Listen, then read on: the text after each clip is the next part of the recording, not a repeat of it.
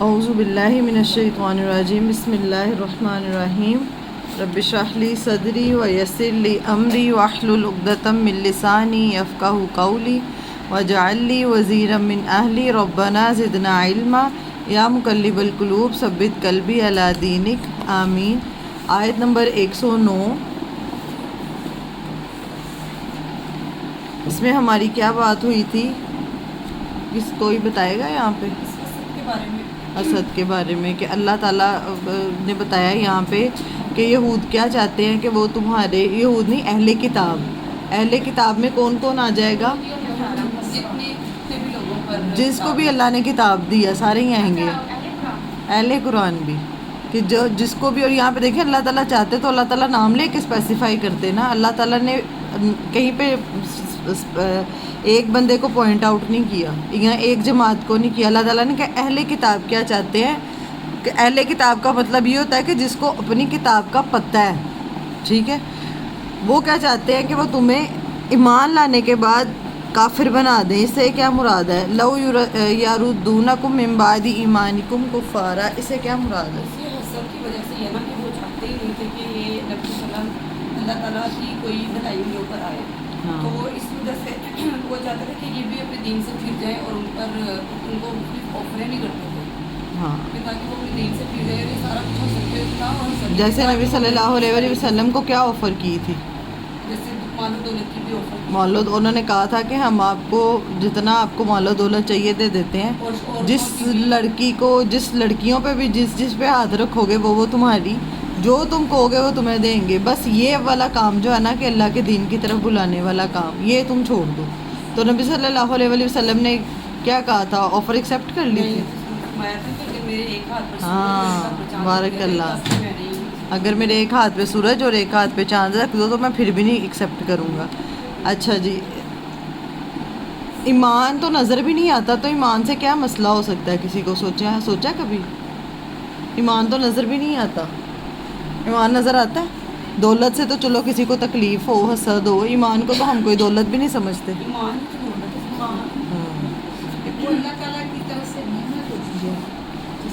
جو ایمان سے ہٹ جائے گا ڈائریکٹ، سوری، ہاں دوبارہ ریپیٹ کریں۔ ہاں، ایمان کی وجہ سے اللہ تعالیٰ انسان کو عزت بھی دیتا ہے، اور میں نے اس کی کافی ایکسپلینیشن بتائی تھی اس میں۔ اچھا، ایسا ہے کہ ایمان کے بھی نا مختلف درجے ہوتے ہیں، یہ بات غور سے سن لیں۔ ایمان کے درجے یہ ہوتے ہیں، ایک بندہ جو ہے نا سب سے پہلے جو وہ کلمہ پڑھتا ہے نا تو وہ کیا ہوتا ہے؟ مسلمان ہو جاتا ہے۔ سب سے پہلے انسان کیا بنتا ہے؟ مسلمان بننے کے بعد مسلمان کون ہوتا ہے؟ کوئی بھی انسان جو کلمہ پڑھے گا نا وہ کون ہے؟ اور وہ بیسک کام کرتا ہے، نماز پڑھتا ہے، روزہ رکھتا ہے، تو وہ کیا ہو گیا؟ مسلمان۔ اس سے اگلے لیول پہ کون آتا ہے؟ مومن کون ہوتا ہے؟ جو اللہ کی مانتا ہے، جو اللہ تعالیٰ کی باتوں پہ ایمان لاتا ہے، یقین کی طرف آنا شروع ہو جاتا ہے، حق بات کرتا ہے۔ مومن کی ہم نے پڑھی ہے نا کہ جو ایک مسلمان وہ ہوتا ہے جو اللہ کو مانتا ہے، مومن وہ ہوتا ہے جو اللہ کی مانتا ہے۔ اب مومن سے بھی آگے ایک اور درجہ ہے، اگلا درجے پہ انسان جو ہوتا ہے نا وہ متقی ہوتا ہے۔ متقی ہم نے پڑھا ہدی للمتقین۔ متقی کون ہوتا ہے؟ بچا کے۔ اب آپ اگلے لیول پہ آپ نے کلمہ بھی پڑھ لیا، آپ بیسک پہ آگے، اگلے لیول پہ آپ مومن بنے ہو۔ مومن میں آپ کیا کرو گے؟ آپ اللہ تعالیٰ کی ماننے کی طرف آؤ گے، آپ کو یقین کا سفر شروع ہو جاتا ہے۔ اس سے اگلے لیول پہ آپ، تیسرے لیول پہ آپ کیا بن جاتے ہو؟ اگر اس لیول پہ پہنچو تو متقی وہ ہوتا ہے کہ پھر وہ اپنی زندگی کو بچا کے گزارتا ہے۔ بچا کے کس سے؟ کہ میں نے حرام کاموں سے بچنا ہے، میں نے غلط کاموں سے بچنا ہے، میں نے غیبت سے بچنا ہے، میں نے جھوٹ نہیں بولنا، اب نیگیٹیوٹی سے اپنے آپ کو ہر طرح سے بچانے والا کون ہوتا ہے؟ متقی ہوتا ہے جو اپنے آپ کو ہر غلط چیز سے اپنے آپ کو پروٹیکٹ کرے، چاہے وہ دنیاوی ہو۔ اب مجھے پتہ ہے ایک چیز مجھے نقصان دے گی، بظاہر دیکھنے میں چاہے اچھی ہے، لیکن مجھے پتہ ہے کہ یہ چیز میرے لیے نقصان دہ، اب کھانا ہی ہے۔ کچھ کھانے ایسے ہوتے ہیں، کچھ لوگ میدا کھا لیتے ہیں، ان کا میدا ڈسٹرب ہو جاتا ہے، تو اگر مجھے پتہ ہے کہ یہ چیز مجھے نقصان دے گی تو میں نے یہ بھی بچنا متقی کے لیول پہ آتا ہے۔ یہ دنیاوی لیول میں کہہ رہی ہوں، اور دینی لیول میں یہ کہ کہ وہ انسان پھر ایسے سارے کام چھوڑنے کی طرف آ جاتا ہے جو غلط ہوتے ہیں اور اپنے آپ کو کیا کرتا ہے؟ بچاتا ہے. یہ تیسرا لیول کیا تھا؟ متقی کا. متقی بن جاتا ہے انسان. اس سے اگلے لیول پہ نا انسان مخلص بنتا ہے. مخلص لکھیں, مخلص, میم خے لام کے نیچے زیر. آپ کے پاس نوٹس آئی ہیں؟ دعا آپ کو لکھنا تھا. نمبر 4 تو آئی. کوئی بات نہیں, آپ ابھی لے لیں. دوسرے پہ انسان بن جاتا ہے مخلص. مخلص بندہ وہ ہوتا ہے جس کو پھر اس لیول کی فکر آ جاتی ہے کہ میرا عمل کہیں ضائع نہ ہو جائے, میں ریاکاری کر کے اپنا عمل ضائع نہ کروں. اپنے ہر عمل پہ وہ اپنا اخلاص, نیت اپنی خالص کرنے کی کوشش کرتا ہے. کیا کرتا ہے وہ؟ نیت خالص کرتا ہے. مطلب میں جو بھی کام کروں وہ کس کی رضا کے لیے ہو جائے. مخلص بندہ کیا چاہتا ہے؟ اللہ کی رضا کے لیے ہوتا ہے, جس میں وہ اپنی نیت کو خالص کرتا ہے, ریاکاری سے بچنے کی کوشش کرتا ہے. اس سے اگلا ایک اور لیول ہوتا ہے جس میں انسان, وہاں پہ آپ لکھیں مخلص.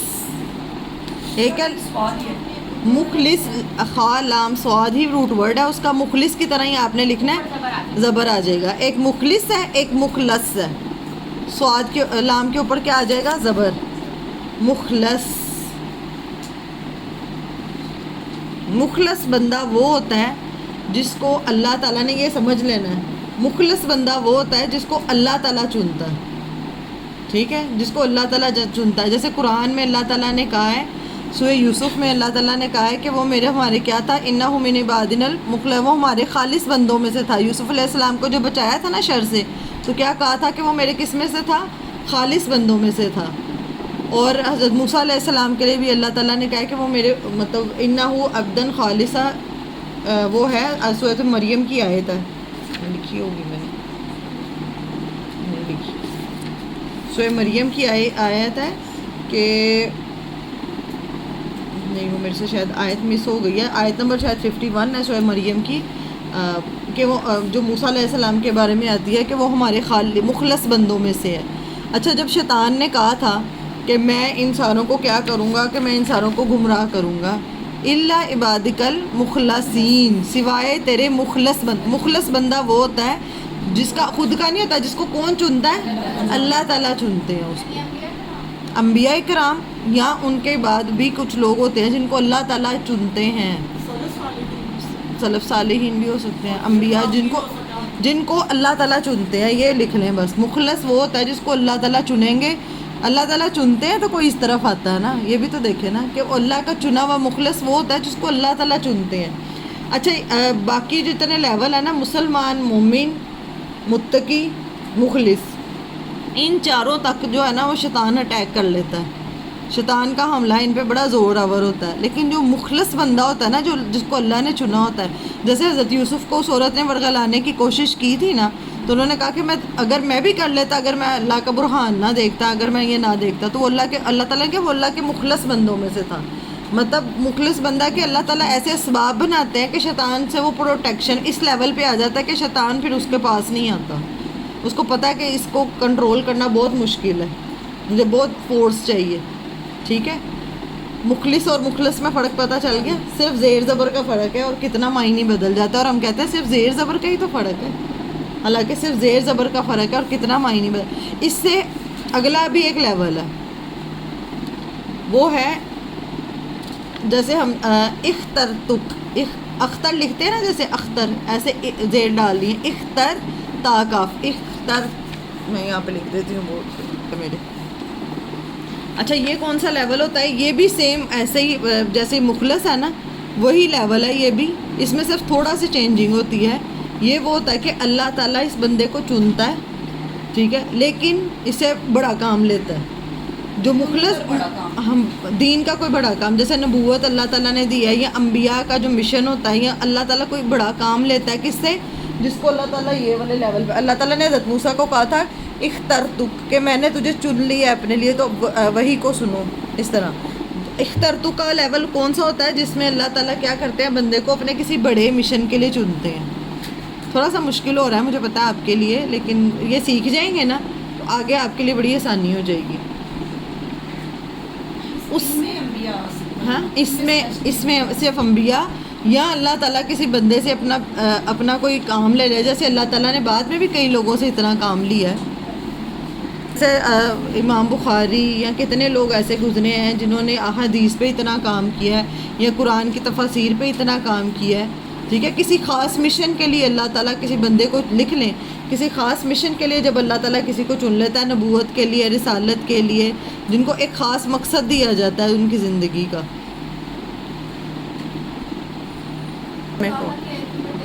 آیت نمبر 13 میں ہے. بارک اللہ. اچھا، اس سے اگلا ایک اور لیول ہے، آخری جو لیول ہے وہ ہے اللہ تعالیٰ کا لکھ لیں قرب خاص ہے، جس میں بندہ اللہ سے راضی ہوتا ہے اور اللہ بندے سے راضی ہو جاتا ہے. آخری لیول میں لکھ لیں آپ، اس کا نام لکھیں قرب خاص، یا جن کے بارے میں اللہ تعالیٰ نے سورۃ البینہ 8 میں کہا ہے رضی اللہ عنہم ورضوا عنہ، جن سے اللہ راضی اور وہ بھی اللہ سے راضی. مطلب یہ وہ والا لیول ہوتا ہے جس میں انسان کو ہر چیز سے اوپر کیا ہوتا ہے، اللہ تعالیٰ ہوتے ہیں. ہر خواہش سے، ہر محبت سے، ہر چیز سے اوپر کون ہے؟ اللہ تعالیٰ. مطلب انسان کی اپنی خواہشات ختم ہو جاتی ہیں، اپنے خواب بھی کچھ نہیں ہوتے ہیں، وہ سب سے اوپر کس کو رکھتا ہے پھر؟ اللہ تعالیٰ کو رکھتا ہے، اللہ کی رضا کو رکھتا ہے. اگر اس کی زندگی میں مشکلات بھی آتی ہیں نا، تکلیف بھی ہے، تو تب بھی اللہ سے راضی ہے. یہ وہ والا لیول ہے کہ اللہ کی رضا میں راضی رہنے والا. اور یہ وہ لیول ہوتا ہے جب انسان جنت کے لیے یا کسی خاص مقصد کے لیے نہیں نیکیاں کرتا. اصل نیکی وہ کس لیے کرتا ہے کہ مجھے صرف اللہ چاہیے، کہ اللہ مجھے تجھ سے تو چاہیے. ٹھیک ہے. کچھ لوگ نیکی کرتے ہیں، ہم نیکی کرتے ہیں ہمارا مفاد ہوتا ہے، ہم وظیفے پڑھتے ہیں، ہم عبادت کرتے ہیں، یا اللہ مجھے یہ مل جائے، وہ مل جائے، دنیا مل جائے، یہ ہے. کچھ لوگ نیکیاں کر رہے ہیں آخرت کے لیے، کچھ لوگ کہہ رہے ہیں اللہ تعالیٰ حساب نہ رہنا، قیامت والے دن ایسے ایسے میں بچ جاؤں. کچھ جنت کے لیے، کچھ اس لیے کہہ رہے ہیں کہ اللہ تو میرا رب ہے، اللہ تو میرا رب ہے اس وجہ سے. ٹھیک ہے. یہ وہ لیول آتا ہے کہ جب انسان اللہ کے لیے مر مٹنے کو تیار ہو جاتا ہے. حدیث قدسی ہے جس میں میں وہ حدیث قدسی بھی آپ لوگوں سے شیئر کروں گی. آپ نے سنی ہوگی کہ جس میں آتا ہے کہ ایک وقت آتا ہے کہ میں اس کی آنکھ بن جاتا ہوں جس سے وہ دیکھتا ہے، میں اس کا ہاتھ بن جاتا ہوں جس سے وہ پکڑتا ہے. یہ وہ والا لیول ہے جس میں بندے کے اور اللہ کے درمیان جو ہے نا وہ تعلق، وہ اللہ کرے کہ اللہ تعالیٰ ہم سب کو اس شرف سے نوازے. علم نے فرمایا ایمان کی 100 شاخیں ہیں، 70 سے 100 شاخیں آتا ہے نا حدیث میں، مفہوم الحدیث ہے، اس سے زیادہ ہیں، جس میں حیا بھی ہے اس میں. لیکن جو روحانی طور پہ ہے نا کہ انسان کے جو ایمان ہے اس کا گھٹتا بڑھتا ہے، اس کا لیول کیا ہے، یہ اس کے مطابق میں نے آپ کو درجے بتائے ہیں.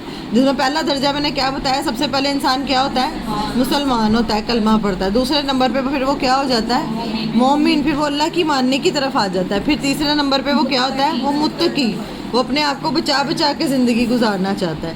نمبر 4 پہ پھر وہ کون سے لیول پہ آ جاتا ہے؟ مخلص ہو جاتا ہے. وہ اپنی نیت کو ہی، اس کو اخلاص چاہیے ہوتا ہے کہ میں جو کام کروں میری خالص نیت کس کے لیے ہو؟ صرف اللہ کے لیے. نمبر 5 لیول پہ بندہ کس پہ آ جاتا ہے؟ مخلص. اور یہ جیسے آپ سیڑھیاں چڑھتے ہیں نا، اچھا ڈسٹربنس نہیں کریں پلیز. جب آپ سیڑھیاں چڑھتے ہیں نا، ایسا ہوتا ہے کبھی کہ آپ پہلی سیڑھی پہ اور آپ کہیں کہ میں 10ویں پہ ایسے چھلانگ مار کے چلا جاؤں؟ ہوتا ہے کہ کبھی آپ نے ایسے کیا ہو؟ اور اگر اوپر سے بھی نیچے آنے کی جلدی ہو تو پھر کیا ہوتا ہے؟ پھر گر جاتے ہیں نا. تو یہ لیول ہوتے ہیں ہر چیز کا ایک دم سے. جیسے کسی بھی آپ نے کوئی بھی اچیومنٹ یا آپ روزانہ تھوڑا تھوڑا کریں گے نا تو آئے گا. جیسے آپ ایک دن، یہ نہیں ہے کہ آپ قرآن سیکھنے کی طرف، دنیا بھی کبھی ایسے ہوا کہ نرسری کے بچے نے میٹرک کر لیا ہو کہ ہم کہہ کہ یہ بس اب پڑھنا شروع ہو گیا، 1 میں گیا، بڑا اچھا پڑھتا تھا تو میں نے میٹرک میں ڈال دیا. ہمیں پتہ ہے کہ اس کے آہستہ آہستہ گریجولی یہ اوپر آئے گا. اس طرح زندگی میں بھی ہر چیز ہم فوراً نہیں سیکھ جاتے ہیں. سلائی کڑھائی ہے، کھانا پکانا ہے، کیا 1-2 دن میں ہی آ جائے گا؟ 1 مہینے میں ہی آ جائے گا؟ بتائیں. آہستہ آہستہ آہستہ آہستہ ہی آپ کسی چیز میں ماہر ہوتے ہیں نا. اس طرح ایمان کا لیول بھی ایسے ہی ہے کہ آہستہ آہستہ آہستہ آہستہ آپ اس لیول پہ آتے ہیں کہ آپ اتنی اوپر اللہ تعالیٰ کی آپ رضا میں راضی ہونے والے ہو جاتے ہیں. آمنہ آپ دروازہ کھول کے ہیں، آپ بیٹھ جائیں. آمنہ جاتی ہیں. آمنہ پوچھیں ذرا کون ہے؟ چلے ڈسٹرب کر. کوڑے والا ہوگا تو اسے کہیے گا کوڑا لے جا. ٹھیک ہے جی. کہاں پہ تھے ہم؟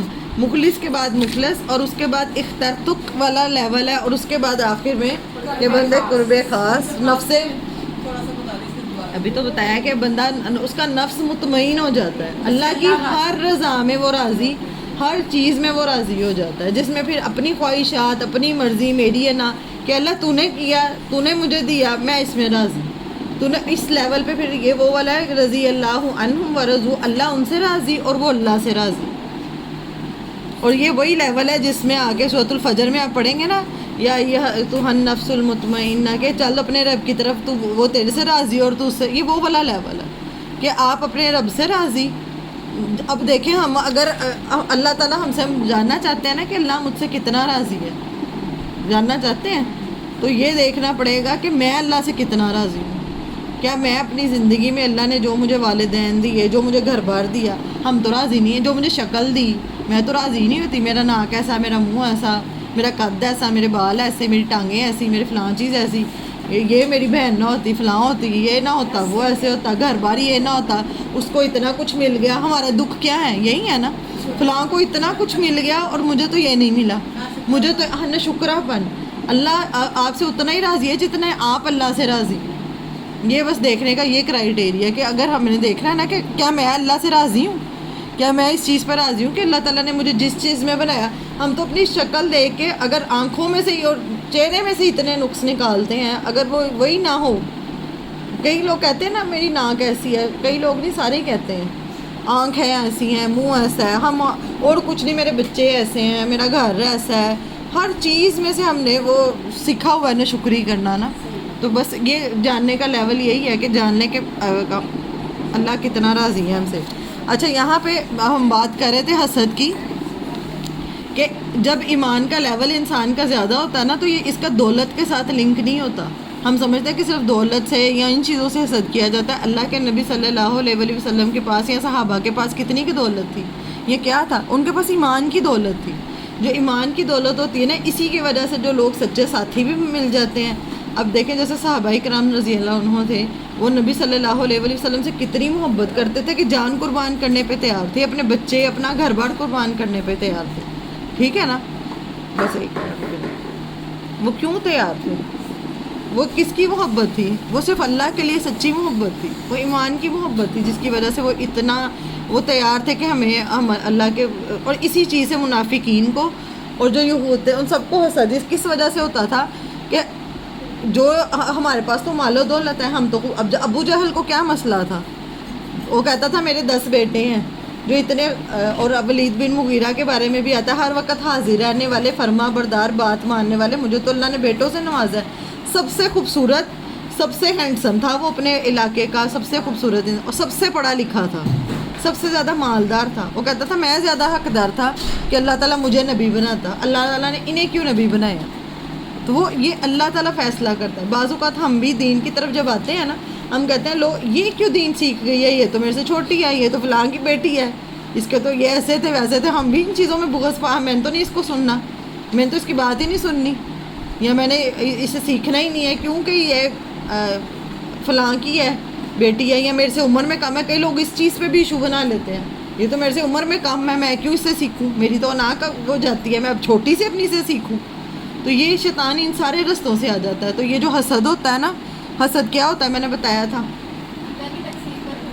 اللہ کی تقسیم پر راضی نہ ہونا اور کسی کو دیکھ کے کیا جانا. میرے پاس یہ ہے تو اس سے بھی آپ کسی کی نعمت دیکھو، گھر بار دیکھو، کسی کو کچھ اچھا ملا ہوا ہے آپ دیکھو، آپ کے دل میں خواہش آئے تو آپ اللہ سے دعا کر سکتے ہیں، آپ دعا کر سکتے ہیں. حسد تک اب ہو جائے گا جب آپ کہیں گے کہ مجھے ملے نہ ملے اس سے چھین جائے. ایسا ہے، انسان ایسا کرتا ہے، وہ کہتے ہیں ہمیں ملے نہ ملے، اس کو اتنا بڑا اللہ نے گھر اس کو کیوں دے دیا، اس کو نہیں ملنا چاہیے تھا. ٹھیک ہے، یہ مراد ہے. اچھا یہاں پہ اللہ تعالیٰ نے اسے بچنے کا حل بتایا، میں نے آڈیو میں بتایا تھا، کون بتائے گا؟ فاعفو کیا ہوتا ہے؟ مٹانے والی معافی، یعنی کہ ایسا معاف کر دے، معافی کر دے. ہم اگر مثال کے طور پہ کسی نے ہمیں پتہ چلے کہ فلاں تم پہ الزام لگا رہی ہے اور وہ فلاں تمہارے کریکٹر کے بارے میں بول رہی ہے کہ اے تیڈی خراب ہے، یہ تو ایسی ہے، ہم کیا کرتے ہیں؟ ادھر آ تو ذرا، ٹھہر جاؤ ذرا، تو میرے سامنے آ ذرا، تیرا تو میں منہ، یہ کیا کرتے ہیں؟ یہ کرتے ہیں نا. اگر ہم یہ رویہ رکھیں گے تو قرآن ہمیں یہ سکھا رہا ہے کہ اگر آپ کو اللہ تعالیٰ کسی کی اصلیت دکھا دے نا تو آپ نے اس کے لیول پہ نہیں آنا، اس کو آپ نے ایسے آپ نے اس چیز کو عفو کر دینا ہے. عفو مطلب آپ نے اس کو معاف کرنا ہے اور اس کو آپ نے دوسروں سے ڈسکس نہیں کرنا. اس سے میرا مراد میں نے ویڈیو میں بتایا تھا, اس سے مراد یہ ہے کہ آپ نے اگلے بندے کو ویلیو نہیں دینی. اس نے آپ کے خلاف پروپیگنڈا یا الزامات آپ پہ اسی لیے لگائے ہیں کہ آپ جا کے اس کی منتیں کریں اور اس سے بات کریں کہ بھئی تم نے میرے بارے میں, یا اس کو تھوڑی دیں بھئی, ہر ایک کو جا کے کہیں دیکھیں نا اس نے میرے ساتھ یہ, اور اس کو وہ چاہیے. وہ لوگ ہوتے ہیں اٹینشن سیکر, ان کو یہ اٹینشن چاہیے ہوتی ہے کہ یہ سارے آ کے مجھے پوچھیں کہ بھی میں نے کیوں ایسے کیا, پھر میں بتاؤں گی میری مرضی, ہاں میں نے ایسے کیا تھا. تو اس میں آپ کی اور کم ہو جائے گی. ایسے انسانوں کو, ایسے لوگوں کو جو آپ سے حسد کی وجہ سے الزام لگائیں, بہتان, آپ کے کریکٹر پہ کوئی بھی کوئی بات کرے نا, قرآن یہ سکھاتا ہے. ایک ہے دنیا داری, اور لوگ سکھاتے ہیں کہ اگلے سے جا کے بدلہ لو, یہ کرو, لڑائی جھگڑا کرو, کہ اچھا آپ بدلہ لے بھی لیتے ہو, وہ بات وہاں پہ ختم ہوتی ہے. پھر آپ اسے ایک کو بتاتے ہو, پھر دوسرے کو بتاتے ہو, پھر تیسرے کو بتاتے ہو, وہ بات کبھی بھی نہیں ختم ہوتی. لیکن جب آپ اس چیز کو, اس بندے کو ہی آپ کو پتہ چل گیا, آپ کے خلاف اس نے سارا محاذ کھیلا, آپ کے خلاف اس نے سب کچھ کیا, آپ پھر کیا کرتے ہو؟ آپ اس بندے کو اگنور کر دیتے ہو. آپ نے اس کو وہ فیڈ ہی نہیں دی جو وہ چاہ رہا تھا نا, آپ نے نہیں دی. وہ جو اب اس کے اندر اور اشتعال آئے گا کہ میں نے تو اس کو اتنا بھڑکانے کی کوشش کی ہے, وہ پھر اپنی آگ میں خود ہی جلتا رہے گا. وہ جتنے مرضی, پھر وہ اس کے لیے پھر اپنی آگ ہی کافی ہو جائے گی. جب ہاں اس کو چھوڑ دو, اگنور. آپ کو اللہ تعالیٰ نے اس لیے دکھا دیا اس بندے کو, پھر آپ اس کے حال پہ چھوڑ دو, معاف کرو. اور معاف کرنے, عفو سے مراد ہے دوسروں سے ڈسکس نہیں کرنا. اور وصفہ کا کیا مطلب ہے؟ اگنور کر دو. اگنور کرنے سے کہتے ہیں کہ آپ کا, جب آپ کو کوئی آگے اشتعال دلاتا ہے اور آپ فوراً اس کے اوپر ریئیکشن دے دیتے ہیں نا. ہمیں صرف اپنی زندگی میں قرآن یہ سکھاتا ہے کہ آپ نے اپنے ریئیکشنز جو ہیں نا اس کو کنٹرول میں رکھنا. آپ نے اپنا, پھر وہی بات, ریموٹ دوسرے کے ہاتھ میں نہیں پکڑانا. ایلو ہنسا لو تو ایلو اڑوا لو, یہ میرا موڈ اچھا کر دے, یہ میرا موڈ خراب کر دے, اب تم ناچ کے دکھا دو, اب تم ایسی ہو جو, اب تم. ہم ایسے ہی ہیں نا. کوئی بھی آگے کوئی بات کرتا ہے, ہم غصے میں گالیاں نکالنے لگ جاتے ہیں. کوئی آگے کوئی کچھ کہتا ہے, ہم 1 منٹ میں میں نے وہ چیز دوسرے کے کنٹرول میں نہیں دینی. میں نے اپنے اوپر اپنا کنٹرول رکھنا. میرا کنٹرول میرے اوپر ہے. قرآن ہی ہمیں سکھاتا ہے کہ وصفہ درگزر کرو, اگنور کر دو. ہر چیز لڑائی لڑنے والی نہیں ہوتی ہے. ہر بندے کو, جب آپ کو کے ساتھ اگلا برا کرے, آپ اس کے لیول پہ آ کے کتنا ہی برا کر لو گے.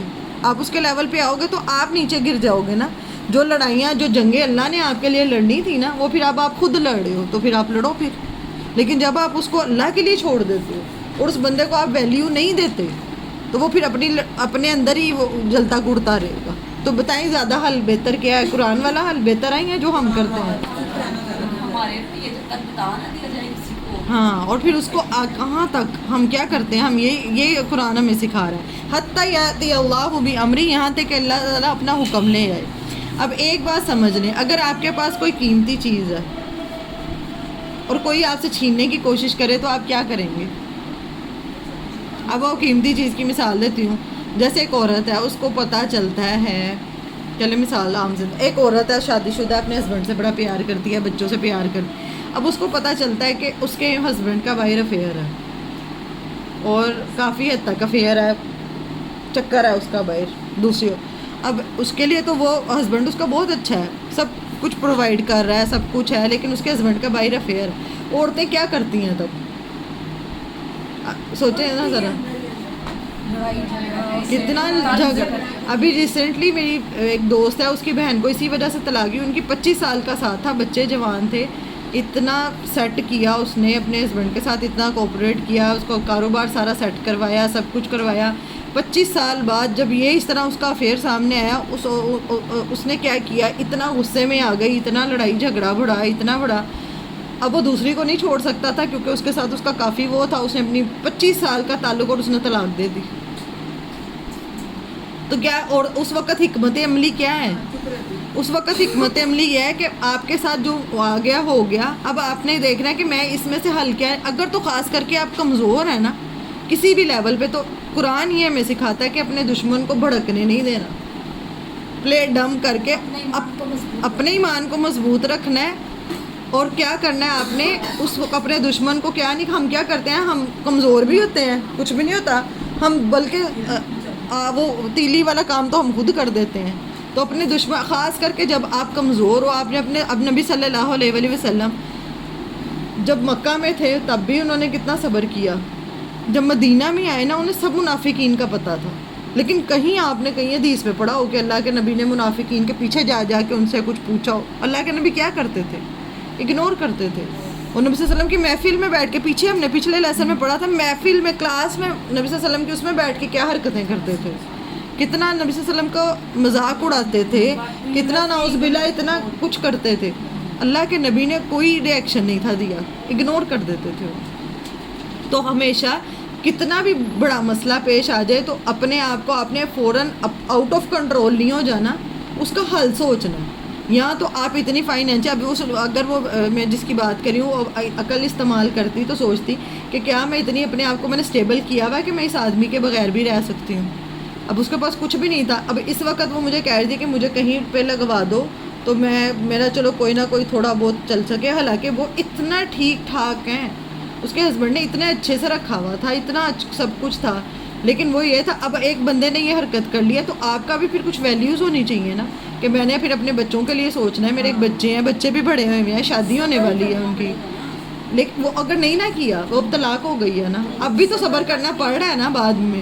تو عقل مندی یہ ہے کہ جتنی مرضی، اب اس سے بری سچویشن ایک عورت کی زندگی میں کیا ہوگی کہ اس نے اپنی پوری زندگی کھپا دی ایک آدمی کے پیچھے، اور کیا اسے رزلٹ ملا، اور ملا ہی نہیں. تو یہ چیز ہے کہ جتنی مرضی ورس سے ورس، بری سے بری سچویشن میں بھی اپنے دماغ کو اپنے کنٹرول میں، جب آپ روزانہ تھوڑی تھوڑی پریکٹس کریں گے نا، کہ میں نے جیسے آ کے کوئی بھی آپ کا کوئی بات کر رہا ہے اور آپ اپنے پہ کنٹرول کر رہے ہو، تھوڑا تھوڑا آپ کریں گے، پھر جب اللہ نہ کرے کبھی کوئی مشکل آتی ہے آپ پھر بڑے ہی آسانوں سے اپنے آپ کو سنبھال پاتے ہیں. لیکن جن کو نہیں نا یہ پریکٹس ہوئی ہوتی، یا پتہ ہی نہیں ہوتا، یا ہم اللہ کی کتاب سے دور ہوتے ہیں، پھر ہمیں پتہ ہی نہیں ہوتا کہ ہم نے اپنے آپ کو کیسے ٹھیک کرنا ہے، میں نے اپنے معاملات کیسے ہینڈل کرنے ہیں. ہائپر نہیں ہونا بالکل. پھر اس کے بعد اینڈ سوچنا ہے، اس معاملے کا اینڈ کیا نکل سکتا ہے. کوئی بھی مسئلہ حل کرنا نا، اینڈ سوچو کہ یہ کروں گی تو اینڈ یہ نکلے گا، یہ کروں گی تو اینڈ یہ نکلے گا. ٹھیک ہے. تو بے فضول کی، قرآن یہ سمجھاتا ہے کہ بے فضول کی لڑائیوں میں نہیں پڑنا، عقل استعمال کر کے ٹھنڈے طریقے سے پھر اپنے معاملے ہینڈل کرنے ہیں. ٹھیک ہے. اور ہر بندے کو جو خاص کر کے آپ کے کریکٹر پہ، آپ پہ حسد کا، آپ کو پتہ ہے حسد ہے، سب کو پتہ ہوتا ہے کہ یہ بندہ میرے سے حسد کر رہا ہے، اس سے مجھے یہ پرابلم، کئی دفعہ پتہ ہوتا ہے، کئی دفعہ نہیں بھی پتہ ہوتا. ایک تو اللہ تعالیٰ نے معوذتین سکھائی ہیں، آخری وہ پڑھیں. اور اگر آپ کو پتہ ہے کہ ایک بندہ میرا دشمن ہے، یہ ہر دفعہ مجھے ہر جگہ پہ ذلیل کرتا ہے، تو اپنے آپ کو بہتری کیا ہے کہ اپنے آپ کو وہاں پہ متقی کون ہوگا جو اپنے آپ کو اس سے بچائے گا. ٹھیک ہے. اور بعد میں اگر آپ کمزور ہیں تو آپ نے اسے لڑائی جھگڑوں میں نہیں پڑنا، کیا کر دینا اس کو آپ نے اگنور کرنا ہے. جو زیادہ تر لوگ ہیں وہ اس وجہ سے سارے مسئلے گھروں میں لڑائیاں کریٹ کرتے ہیں کہ اگلا ابلے ری ایکشن دے. جب آپ ری ایکشن ہی نہیں دیں گے، آپ ٹھنڈے رہیں گے تو مسئلہ ہی کوئی نہیں. ٹھیک ہے. بڑھے گی نہیں بات. اور جو اپنا سوچیں کہ مجھے کس میں نقصان ہے، رہنا بھی اللہ کے لیے ہے. ان اللہ، تھوڑی تھوڑی پریکٹس کریں گے تو پھر اللہ تعالیٰ انشاءاللہ سکھا دیتے ہیں. ان اللہ علی کل شیء قدیر، بے شک اللہ تعالیٰ ہر چیز پر قدرت رکھنے والا ہے. وَأَقِیمُوا الصَّلَاةَ، اور پھر اگر خاص کر کے آپ کمزور ہیں یا نہیں بھی کمزور تو مدد، پیچھے بھی ہم نے سورۃ البقرہ میں پڑھا، ایک صبر سے اور نماز سے مدد لو. یہاں پہ بھی اللہ تعالیٰ کہہ رہے خاص کر کے جب آپ کے پاس کوئی سپورٹ نہیں ہے، آپ کمزور ہیں کسی بھی لیول پہ، آپ اگلے کا نہیں اس طرح بدلہ لے سکتے، یا اگلا آپ سے اسٹرانگ ہے جو یہ حرکتیں کر رہے ہیں، یا اس کا لیول یا رشتہ آپ سے بڑا ہے، آپ کچھ نہیں کر سکتے، تو پھر آپ کیا کریں گے؟ آپ نماز سے مدد لیں گے. وَآتُوا الزَّکَاةَ، اور جو زکوٰۃ یا صدقہ خیرات ہے آپ اس میں ٹائم لگائیں گے، باقی پھر اللہ تعالیٰ خود ہی آپ کے معاملات وہ صحیح کر دیں گے. وَمَا تُقَدِّمُوا لِأَنفُسِكُم مِّن خَيْرٍ، اور جو بھی تم آگے بھیجو گے اپنے نفسوں کے لیے کوئی خیر. ایون آپ نے یہ جو آپ کہہ رہے ہیں نا کہ یہ ٹھنڈے رہنا، یا ایک بھی چیز، ایک بھی وہ جو آپ نے، وہ ہوتا ہے نا مومن کو ایک کانٹا بھی چبھتا ہے جو بظاہر چبھتا ہے، ایک لفظ بھی جو آپ نے چبھنے پہ صبر کیا نا، اس کو بھی آپ قیامت والے دن اپنے سامنے پائیں گے. یہ وہ ہم تو بھول جاتے ہیں، لیکن قیامت والے دن ہم سامنے پائیں گے کہ یہ وہ تھا جس کی وجہ سے تم نے تب صبر کیا تھا، تم نے چھوڑ دی تھی نا، یہ وہ چیز ہے. ٹھیک ہے نا. تو یہ مطلب ہے وَمَا تُقَدِّمُوا لِأَنفُسِكُم مِّن خَيْرٍ، اور جو بھی تم آگے بھیجو گے اپنے نفسوں کے لیے کوئی خیر، تَجِدُوهُ عِندَ اللَّهِ، تم پاؤ گے اسے اللہ کے پاس. ایک تکلیف، ایک لفظ جس کو بھی آپ نے چبھن، کوئی بھی جس نے آپ کو چبھویا ہے نا، ایک تو آپ کو کانٹا چبھتا ہے، ظاہری چیزیں چبھتی ہیں، کئی لفظ بھی چبھتے ہیں نا، بلکہ وہ زیادہ تلوار کا زخم تو نظر آ جاتا ہے، لیکن زبان کے جو گھاؤ ہوتے ہیں نا وہ بڑھتے بڑھتے زندگیاں گزر جاتی ہیں. اسی لیے تو ہمیں اپنی زبان کا وہ ہے نا کہ کنٹرول کرنا ہے اس چیز پہ. ان اللہ بما تعملون بصیر، اور بے شک اللہ اس کو جو تم عمل کرتے ہو خوب دیکھنے والا ہے. اس سے کیا مراد ہے خوب دیکھنے والا ہے؟ بصیر سے کیا مراد تھا؟ میں نے ٹک ٹکی باندھ کے دیکھنا. جیسے میں نے بتایا تھا کہ حضرت موسیٰ کو جب ان کی والدہ نے ٹوکری میں ڈالا تھا اور پانی میں بہا دیا تھا، اور پیچھے پیچھے بہن تھی، لیکن ان کی بہن نے ایک نظر بھی ادھر سے ادھر نہیں کیا کہ ٹوکری غائب. کئی دفعہ ہم بھی نظر دودھ ابالنے کے لیے ہم نظر رکھتے ہیں، آپ کی نظر ادھر سے ادھر اور دودھ ابل جاتا ہے. وہ ہوتا ہے، سمجھ لیں وہاں پہ بھی اللہ تعالیٰ نے بصورت کا لفظ استعمال کیا ہے. بصارہ کہتے ہیں ایسے دیکھنا کہ مسلسل. اب اللہ تعالیٰ کہہ رہے ہیں کہ تم جو بھی عمل کر رہے ہو، کہ ایسا نہیں ہے کہ ہمیں لگتا ہے کہ پتہ نہیں اللہ مجھے نہیں دیکھ رہا، لیکن ہمارا ایک ایک ایکشن، ایک ایک جو ہمارے دل میں اٹھنے والا ہے، ایک ایک چیز ریکارڈ ہو رہی ہے، ایک ایک چیز دیکھی جا رہی ہے، اور ایک ایک چیز کے بدلے ہمیں ملے گا. ٹھیک ہے. وقالوا آیت نمبر 111.